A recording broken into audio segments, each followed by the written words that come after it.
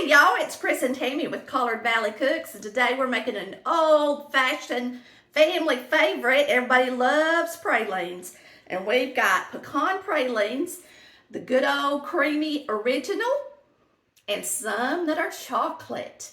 Let's get started, and I know you're gonna love it. And it's not as hard as you think. That's right. Chris helps too. Butter the sides of your pot, regardless of what kind of pot you're using.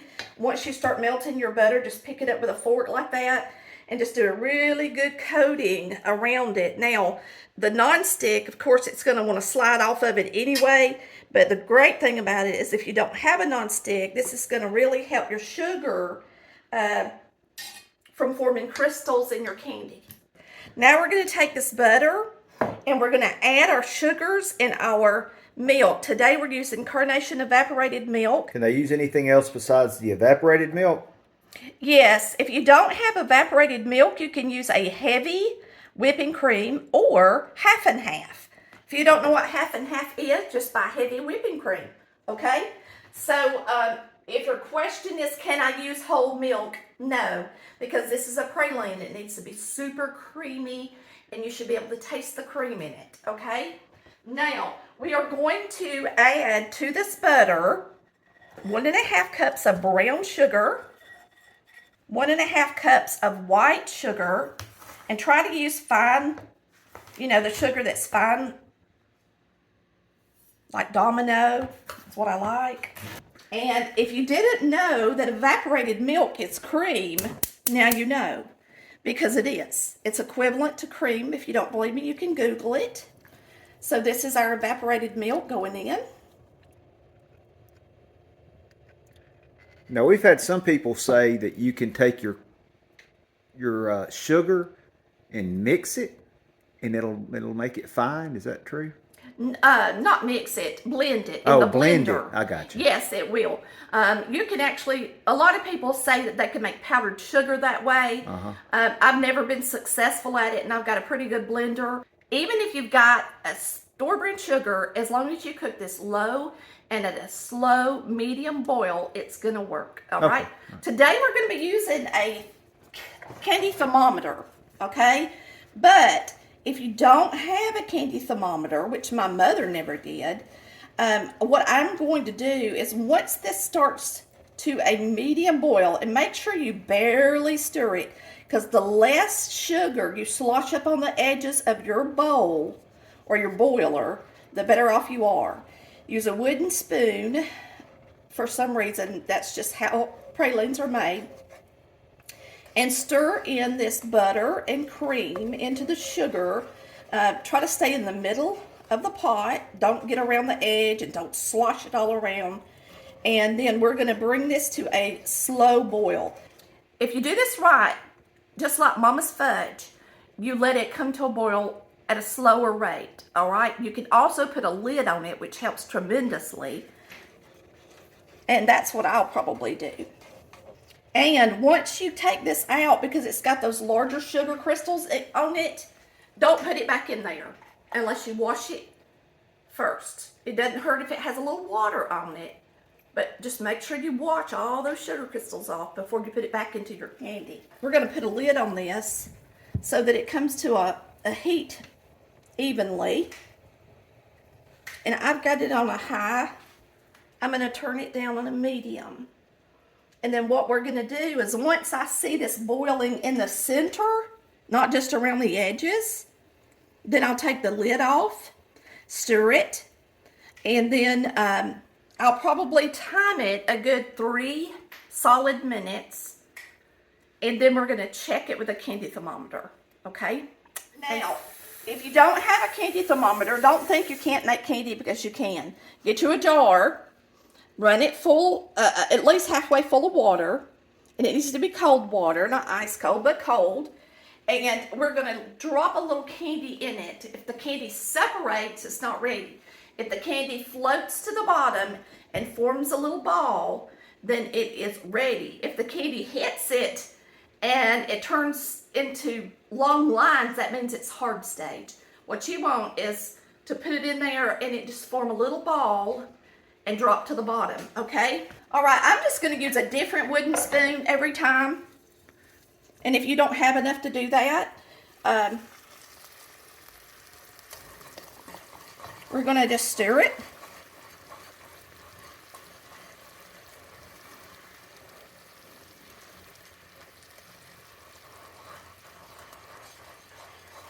When I make homemade fudge, it's this exact same recipe. It is. It doesn't have quite as much milk in it, but it is a stick of butter, 1.5 cups. It's actually 3 cups of sugar mixed with Hershey's cocoa and a stick of butter, and then I cook it like this. So it's almost the same identical recipe, except I use a little less evaporated milk. And with both, anytime you're making a homemade candy with regular sugar, instead of marshmallow cream, or a lot of people use corn syrup to help keep it from turning, you need to make sure and don't get in a hurry and let it cook for a while. And this is exactly how I do my fudge as well. And you can't beat it. You can't beat these homemade candies that are made with real sugar and not the marshmallow cream and the corn syrup added. The corn syrup doesn't hurt it, but it's a lot better than melting chocolate chips and calling it fudge, right? Hey y'all, I interrupt this video to say, why don't, for a Christmas present, you hit the subscribe button and the notification bell? That would be a blessing. Chris is eating the pralines already, so we better get back to cooking. Let's see, I'm gonna turn it up just a little bit. You want it to be a medium boil, and once you turn it up and it starts boiling towards the middle, that's considered a medium boil. Then you can start your timer. So we'll go ahead and start our timer. The only reason I'm timing this is so that if you don't have a thermometer at home, that you kind of know about how long it's going to take. We'll go ahead and check the temperature. Well, I don't want to put this in there, and I'll tell you why. The more you dip this down in your candy, the more sugar crystals it's going to get on the end of it too. So wait until your candy boils at least a good solid, like this, a solid 3 minutes before even putting your thermometer down in there, all right? Let me just say this, y'all. An electric stove is going to cook this a lot different because it has a solid heat surface. My gas stove only has a flame on the outside. So I have to cook at a higher temperature than you if you have electric. So remember that too. If you have an electric stove, turn it down to where it's just a steady boil. Okay, not a rolling boil, a steady boil. I've only got about 45 more seconds before it's 3 minutes. Then I want to see how hot it is. Now, this is a thermometer that has a metal piece on the bottom so that the actual thermometer head doesn't sit down on the actual pot surface, because then it would get too hot. You want it in the candy and not laying on the bottom of your pot, if that makes sense. All right, so you are going to cook your candy until it reaches the soft ball stage. And you can see there's a firm ball, there's a soft ball, and then there's a crack, soft crack, and then a hard crack.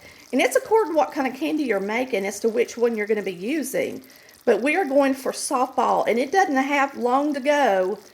And you can see that now. So what we're going to do is I'm going to watch it really close instead of you guys. And Chris is just going to continue. And as soon as, and I mean as soon as it gets to that stage. Hey y'all, it's Chris and Tammy, and today we are making something absolutely delicious. What are we making, Chris? Praline pecans and chocolate praline pecans, or do we call them fudge praline? You just call them pralines. And of course they got pecans in them. So let's start over. All right. What's wrong with that? They're not called praline pecans. They're called pecan pralines.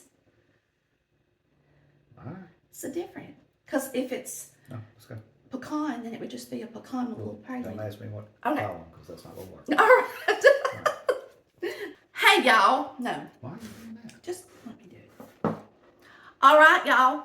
I hope you take it off the heat. All right. So I'm going to show y'all that it's getting really close to soft. And I'm going to show it to you in this. You're going to look at this, Chris. So I'm just going to drip a little bit of this candy into here. Yeah, that's right. And you can see that it's forming little balls in the bottom.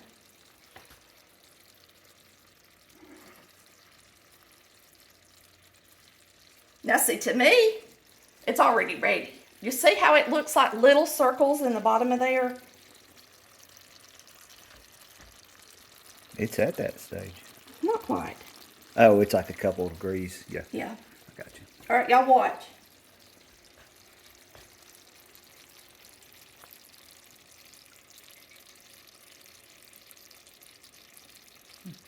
See how when you drop it, it actually forms a ball and then it goes down to the bottom? It's ready. Do it. To me, this thing is saying it still lacks a little bit, but I'm going to be honest with you. I'd rather use the old-fashioned method and it not get too overdone, okay?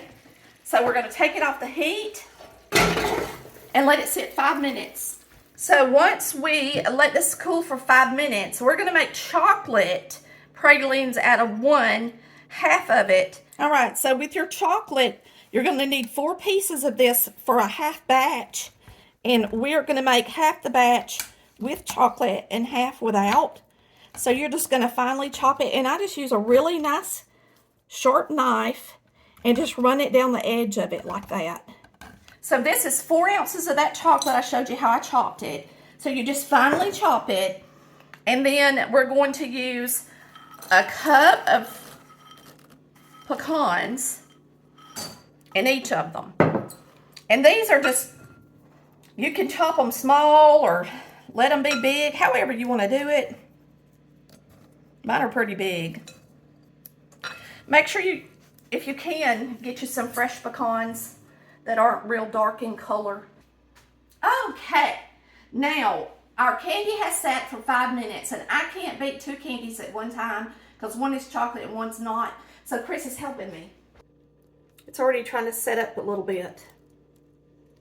So I'm going to stir this and then I'm going to put it in our bowls and we're going to use half and half in each bowl.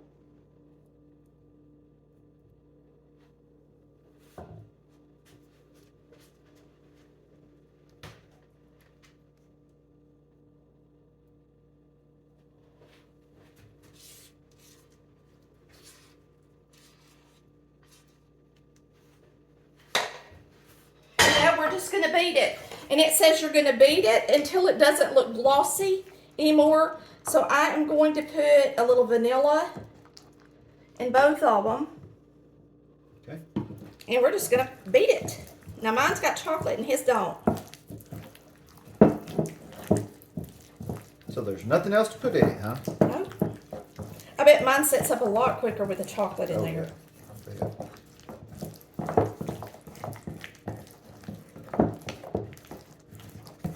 Mine's already setting up. It's creamy. Think it's ready, Tammy? Yes, hurry. So when you put these out on the parchment,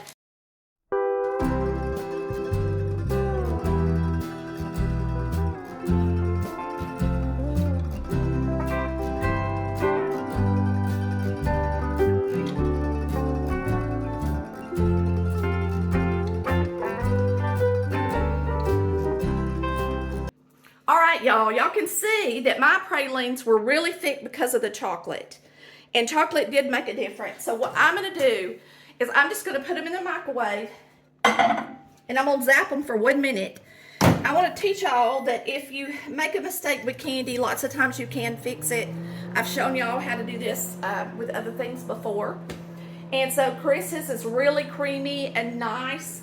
And so if you have a recipe and the recipe says, wait 15 minutes.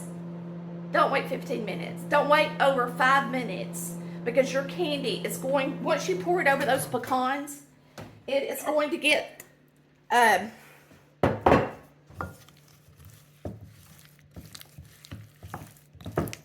All right, it's not ready. We put it back in there. The chocolate's just so much thicker. So this is just regular power, right? Yeah, just a regular power microwave, and just start it on a minute and then check it, okay? So with candy, you got to be in a hurry, and you got to get it mixed up, and you got to get it poured out. And with a praline, you want it to look creamy and delicious. So if your recipe says beat it until it don't look glossy anymore, that's wrong. Because if you want your praline to look nice and creamy like Chris's does, if you beat it until the gloss is gone, it's going to look like my chocolate does. And that is not what you want it to look like when you pour it out, or it won't make as pretty of a praline. Let's mix this up.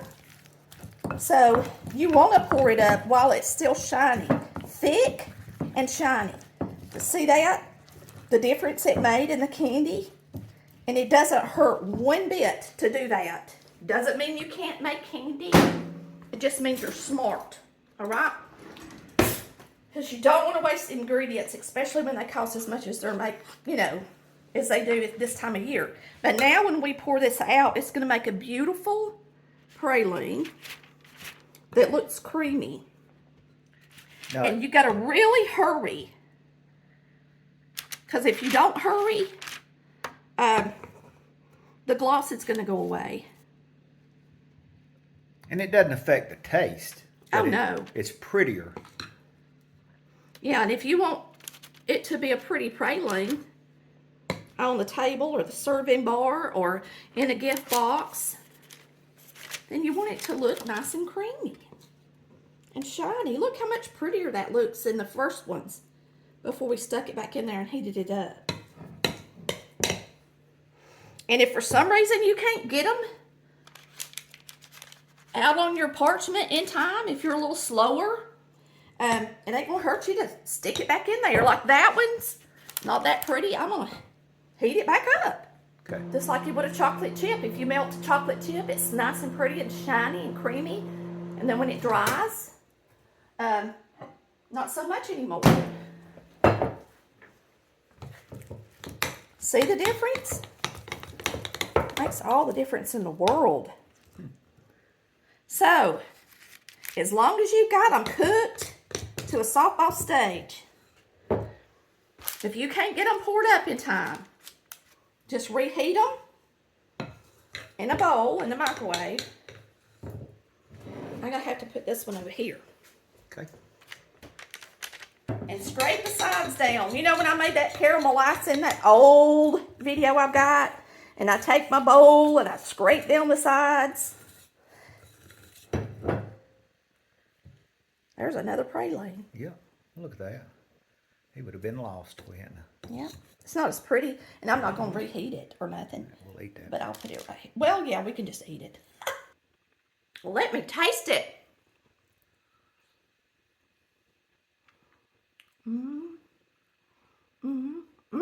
That's so good. Woo! It's so good. I think I like the regular praline better than the chocolate. Really? Yeah, because you can really taste the butter. And you can taste the cream in it. You taste the chocolate now. And you know pecans go with... Now this you might like because it's nothing but my fudge, really. It's just without peanut butter.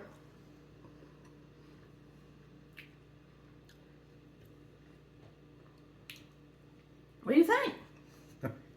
There ain't nothing wrong with either one of those. I hope y'all have enjoyed watching our praline video. And now you know what to do. If you don't get yours put out on that paper quick enough, just warm them back up. And just make them so beautiful. And they'll think you're just the perfect cook. And you know what? Good cooks can fix things. So we just thank you so much for watching Collard Valley Cooks, where we cook old-fashioned foods. Like Mama did. That's right. See you next time. Love ya. Bye. Cooking time, it's over now. Tammy Tammy, she just showed you how to cook it up like Mama used to do. So go on out